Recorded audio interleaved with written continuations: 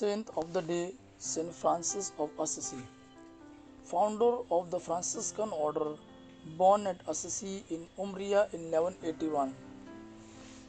In 1182, Pietro Bernardo returned from a trip to France to find out his wife had given birth to a son. Far from being excited or apologetic because he hadn't been gone, Pietro was furious because she had his new son baptized Giovanni after John the Baptist. The last thing Pietro wanted his son was a man of God. He wanted a man of business, a cloth merchant like he was, and he especially wanted a son who would reflect his infatuation with France. So he renamed his son Francisco, which is the equivalent of calling him Frenchman. Francis enjoyed a very rich, easy life growing up because of his father's wealth and permissiveness of the times. From the beginning, everyone, and I mean everyone, loved France. He was constantly happy, charming, and a born leader. If he was picky, people excused him. If he was ill, people took care of him. If he was so much of a dreamer, he did poorly in school, no one minded.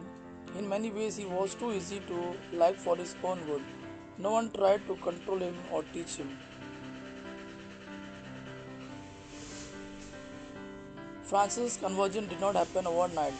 God had waited for him for 25 years and now it was Francis' turn to wait. Francis started to spend more time in prayer. He went off to a cave and wept for his sins.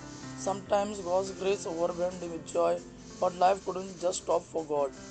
There was a business to run, customers to wait on. One day, while riding through the countryside, Francis, the man who loved beauty, who was picky about food, who hated deformity, came face to face with a leper.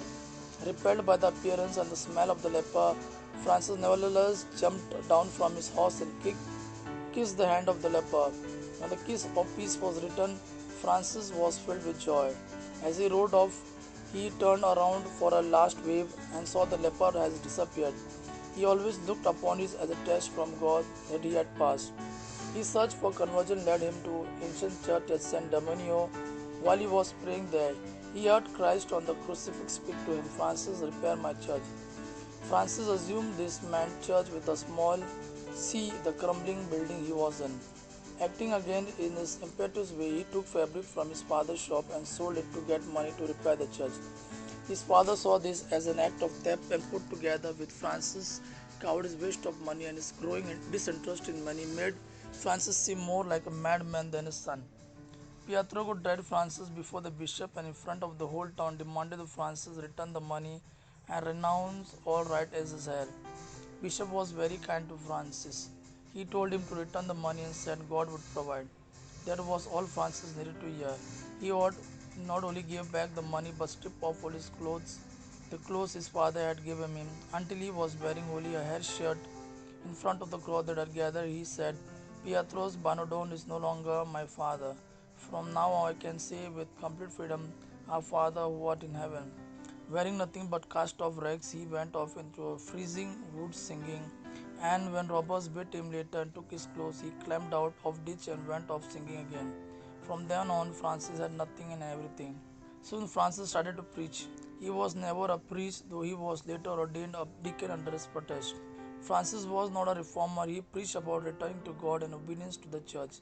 Francis must have known about the decay in the church, but he always showed the church and his people his utmost respect. When someone told him of priests living openly with women and asked him if he that meant the mass was polluted, Francis went to the priest, knelt before him, kissed his hands, said, Because those hands held God.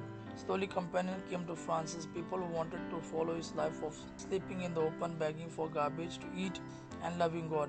With companions, Francis knew he now had to have some kind of direction to this life, so he opened the Bible in 3 places. Read the command to rich young man to sell all his goods and give to poor, the order to the apostle to take nothing on their journey, and the demand to take up the cross daily.